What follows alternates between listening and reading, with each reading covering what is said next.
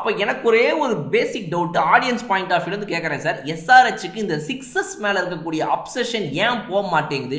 Top 4-5 batters six அடிக்க போய் அது சிக்ஸ்லாம் போல 3-2 கூட போல. அது இந்த இன்னர் சர்க்கிள்லயே கேட்சு, கீப்பர் கேட்சு.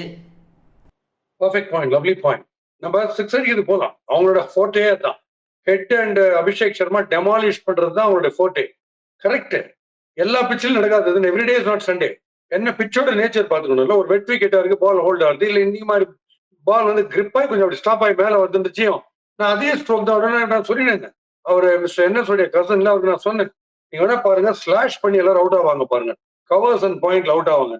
ஏன்னா முதல் 2 பால்ல ஜட்ஜ் பார்த்த உடனே நம்ம யூஸ்வலா 260 டோட்டலுக்கு போகும்போது அடிக்க முடியாது போல இருக்கேன்ற ஃபீல் முதலே வரணும். தேர் ஆல்சோ எக்ஸ்பீரியன்ஸ்ட். இல்ல இருந்தாலும் நான் மெரிகிறேன் அந்த ஷாட் நீங்க ஆட முடியாதுன்ற. அதான் நீங்க கரெக்ட் நீங்க சொல்றது. ஸோ சிக்ஸர் ஆப்சஷன் இருந்ததுன்னா இந்த மாதிரி பிச்சில் ஈஸியா மாட்டிப்பாங்க.